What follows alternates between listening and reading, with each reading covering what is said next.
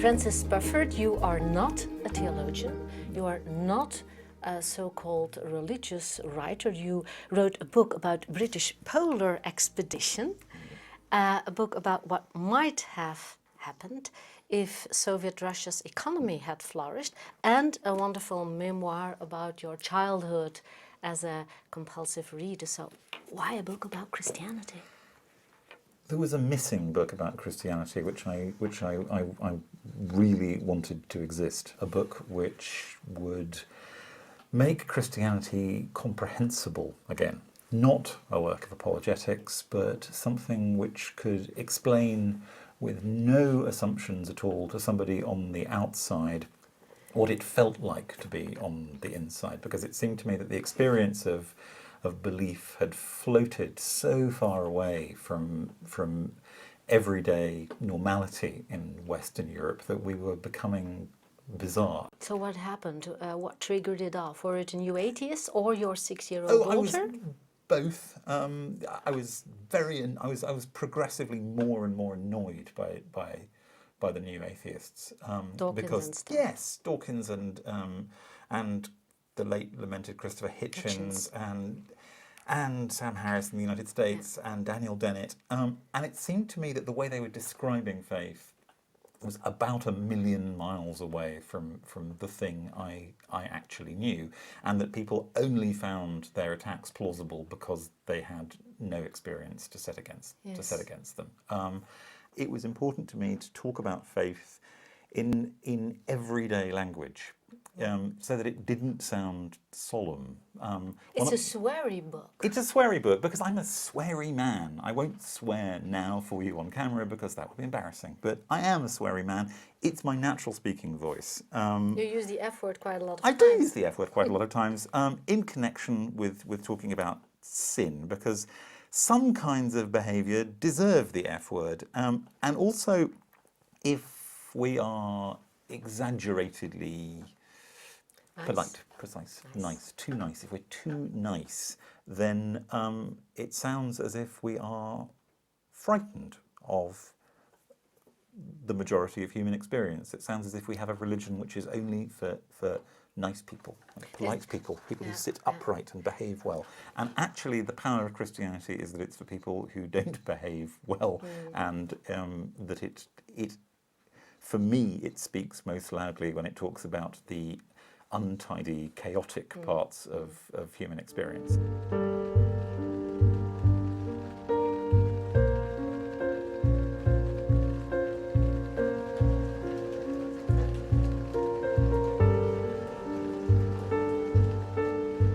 You cleared the way for talking about God without cliches. It's lovely. I mean, it's good.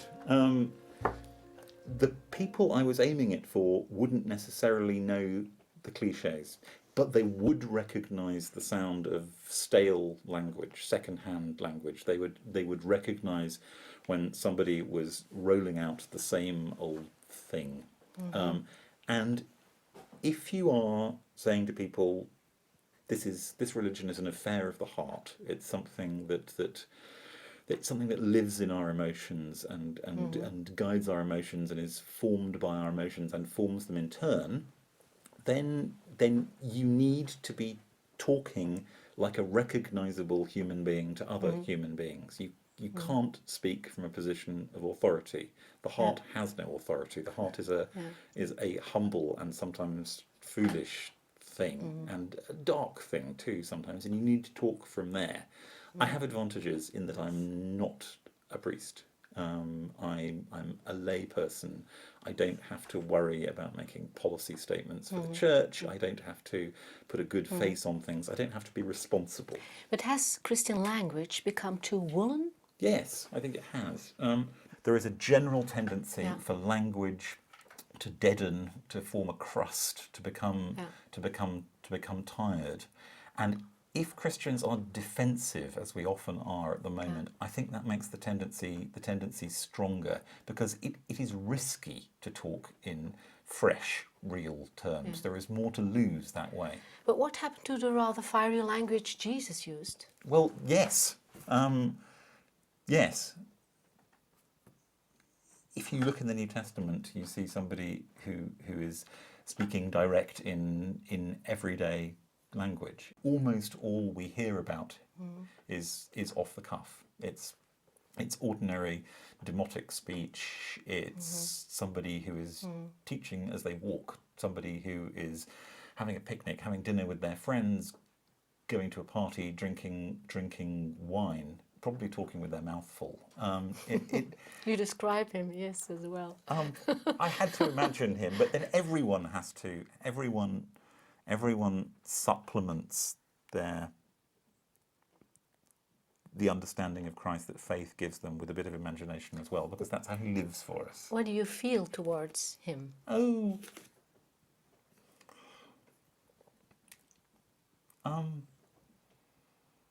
love, gratitude, astonishment, puzzlement, fear from time to time. Why? Because he thinks that you should chop your hand off or pull your eye out if it would make you closer to God. He thinks that parts of us might as well be burned away, and there would be no loss in it. He is fierce as well as kind. He's not gentle Jesus, meek and mild, is how the English hymn used to put it. And he's not. That's an unhelpful Victorian stereotype of him. He's sometimes angry, but he's never. It means a lot to me that he's never recorded as saying no to any individual who asks him for anything in the Gospels. He is never disgusted. He is sometimes angry, but he is never disgusted by human behaviour. He never behaves as if anybody is too dirty to be touched, or as if anything is too lost to be found or too broken to be mended. Sometimes I don't manage to believe what I'm being offered there. It is the ordinary experience of human beings that some things are too broken to be mended, and faith asks whether you can believe the opposite, and quite often I don't manage to believe the opposite, but you feel in the figure of Christ the kind of the pull of the possibility that the world could all be mended.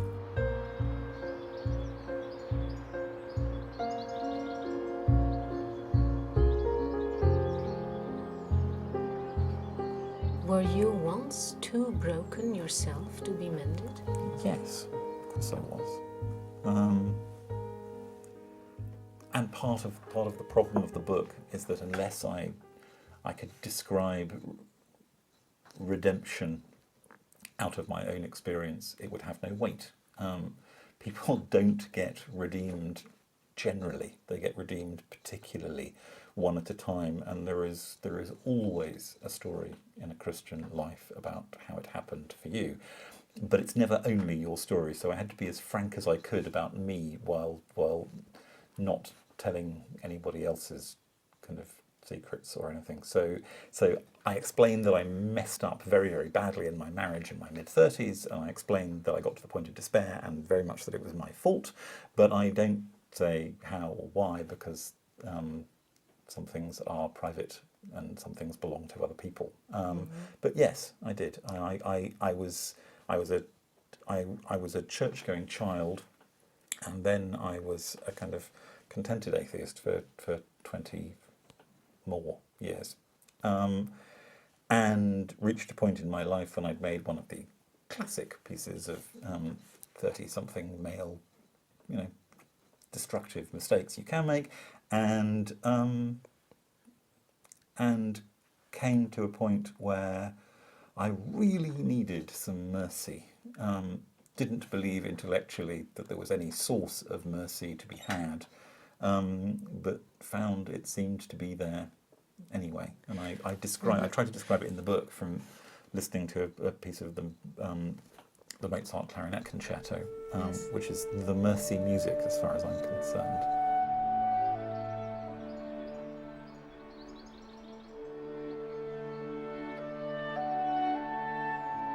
and I couldn't account for it. But then what it seemed to be saying to me is that I didn't have to account for it. And then the world changed shape gradually for me to find a place for that experience. In the book, you describe the awful night you had quarreling with your wife about something, and then going out in despair into a coffee shop, and then somebody putting on the Mozart clarinet concerto. But is that religious? I mean, Yes, everything's religious. You should know that. But I did have to. I could see that was a point where I was going to have to explain myself to readers who were far away from such things. Because if you're on the outside, your definition of religion is about 1 centimetre wide. It's what people do. It's what people do in churches, or what people do on Sunday. It has to do with theology and rules, whereas the religious life happens all the time. It is threaded right through the fabric of our lives. And listening to a cassette tape, it's a while ago, listening to a cassette tape of Mozart in a cafe is a perfectly religious experience. What happened then? What happened is that I felt that Mozart was accurately reporting a quality in the universe I'd missed, which is that there is an offer of mercy always present, and I didn't have any good intellectual reason for agreeing, but I felt compelled by it, and I was too miserable to kind of keep it out. So I just sat and listened, as the music seemed to be telling me that the world was not as desperate as I'd thought it was.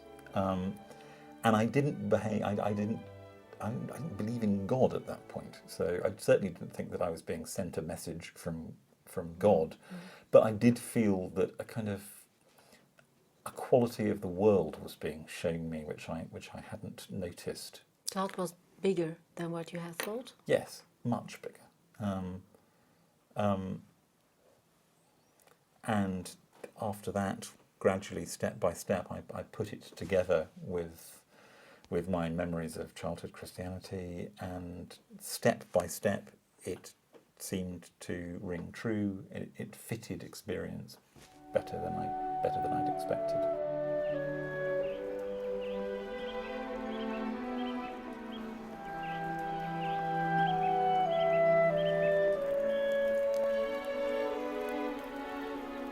It's a defense not of Christian ideas, but of Christian emotions. Yes.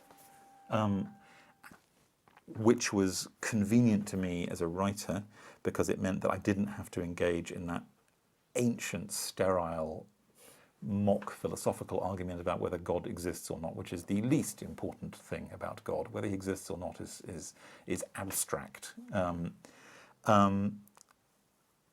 So useful to me as a writer because it ruled out large amounts of nonsense. Also, to be truthful, I'm really not philosophically equipped to do apologetics about ideas. I'm just a writer. I'm a reasonably clever guy, but I don't have the training. But that's why you are unapologetic. That's why I'm unapologetic. Alas, I don't think the pun works in Dutch or Flemish, because I want it to mean not an apologia, and also I'm not sorry at the same time. It works very nicely in English. But it fits my deepest convictions as well to concentrate on the emotions. I don't think that religion is ultimately a matter of proofs and disproofs. I firmly hold to the truth of Christianity. I believe it's true, but I don't know it's true, and I don't know it the way I know about gravity or evolution or what I had for breakfast this morning. It's a different kind of thing.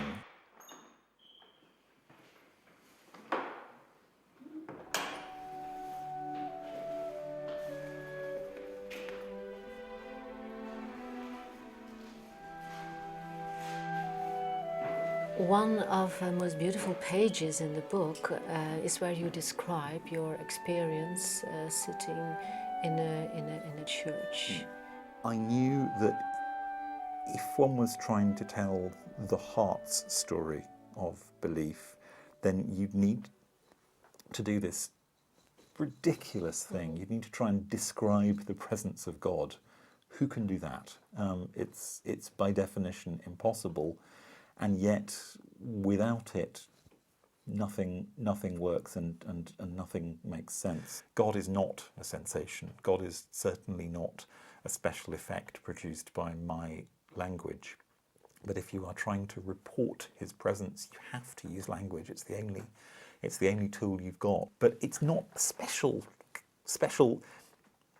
mystical experience separate from the rest of life. I had a review of the book that said Mr. Spufford had a mystical experience and it made him a Christian. I thought, no, actually I didn't. I'm trying to talk about ordinariness here. I'm talking about the way that God maybe ordinariness is mysticism. Maybe it is. Well, exactly. I would be very happy to think of it that way. Or mysticism is ordinary. What's ordinary is that there are threads of the mystical in the fabric of everyday life. God seems to be tireless in pursuit of us, never fed up, never irritated. Occasionally, I think, amused in a kind of sharp kind of way by the way that we get ourselves in the same messes again, but never disgusted, never horrified, never exhausted. Which means, among other things, that it is possible for human beings to abuse the generosity of God by taking grace too cheaply.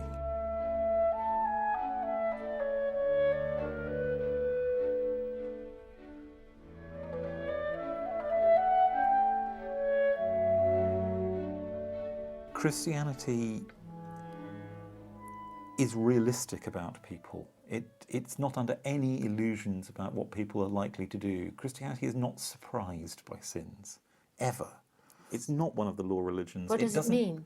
What I mean by it not being one of the law religions is that both its older brother Judaism and its younger sister Islam are religions which think that God can be satisfied by us following a set of rules. I mean, don't get me wrong, sensible, tolerable, often humane rules.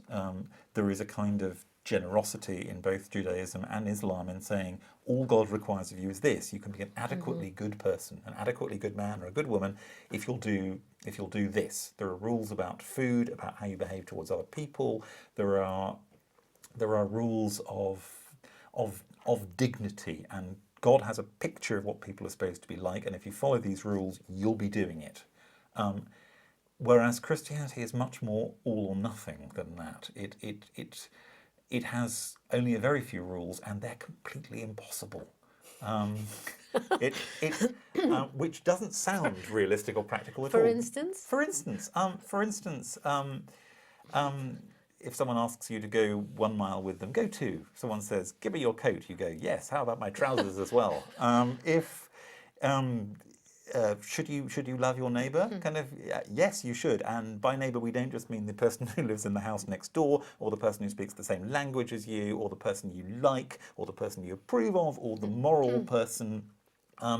Actually, by neighbours, we mean everyone. We mean frightening people. We mean murderers. We mean mad people. And all of those are to be loved just as much as if they were your true love, who you found through the greatest luck of your life. It's ridiculous. It is ridiculous. What an impossible religion. Absolutely impossible. But it guarantees, therefore, that everyone fails.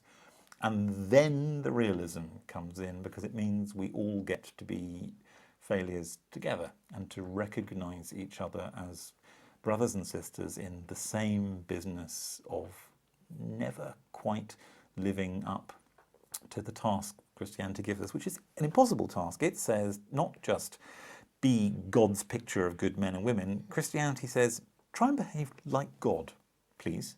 Try and behave as if you were an inexhaustible maker of the universe, who could never be made any less by what you give away. Try and behave as if you were free from time and space, as if you never had to count how much things cost, none of which is sustainable, but in the light of which extraordinary things grow in human lives. For instance? All the little works of grace, all of the pieces of peacemaking between people who have good reason to hate each other, all of the ways in which acts of everyday kindness and human sympathy cross boundaries you'd think would never be crossed, all of the ways in which people wake just for a moment from the kind of the deep lifelong dream of selfishness to really notice other people being there the way they're there themselves. I mean, when I say these things, it's perfectly possible for somebody to look back at me and just diagnose somebody who is himself especially prone to selfishness and solipsism and obliviousness about other people's needs and go, yeah, okay, I can see why you need religion, mate, because what you need is a stick of dynamite to blow off the hard shell of your self-absorption, but the rest of us are nicer than that, to which I have to reply, well, lucky old you then. But actually, my experience is that most people do a fairly muddled job of the work of love and need the help of grace.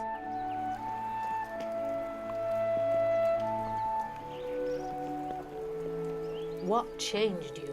God changed me, I think. I don't know, but the light that came in through the cracks changed me. Actually, the practice of trying to be a Christian changed me because... But you didn't because you were an atheist. Yeah, but nobody changes all at once. I found the end of a piece of string in my hand and I followed it to where it went because I was desperate enough to go, I wasn't expecting anything, and here's a piece of string, so let's see what this does.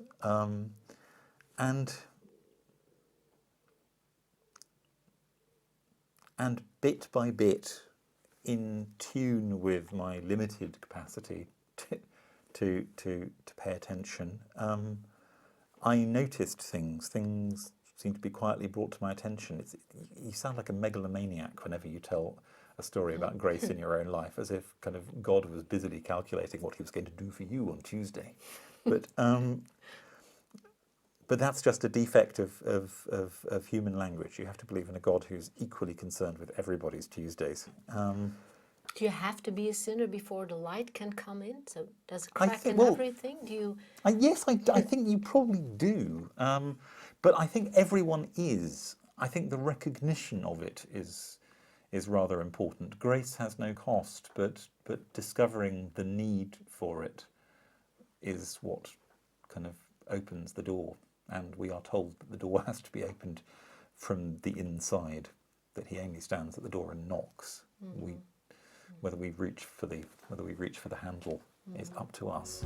There is a crack in everything. That's how the light gets in. You were about to ask Jessica a question, I believe. Shall I take her off the table? No, just leave her. I mean, it's nice. What are topics you disagree on in faith? She's my parish priest. I just regard her as the authority. I don't know.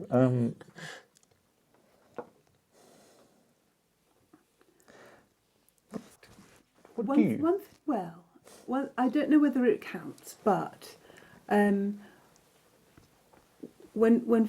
and this may not be fair, but when Francis reads the Bible, he will always put himself in the place of those who are being defined as the wicked or the wrongdoers or whatever. So he's always terribly sorry for them. This is true, actually. So you'll never read a passage that says that condemns the wicked without thinking that you're being condemned.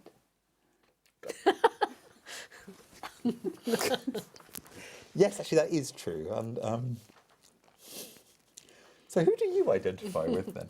Well, all I'm saying is that I think there are some kinds of wrongdoing, not necessarily particular people, but there are some kinds of wrongdoing that I think it's perfectly okay to say are wrong. And For instance? cruelty, for instance, I think is just straightforwardly wrong. I can't see a good reason for it. Mm-hmm. And what are topics you would most agree upon? Grace, I think. Yes, the forgiveness of God, the unearned forgiveness of God. I think that's what is written about best in Francis's book, what it is to experience grace. Well, grace is a beautiful topic to end this interview with, unless you have got something on your tongue. No, I haven't. My tongue is tired now. It does happen eventually. Okay, thank you very much. Francis Spufford and Jessica Morton.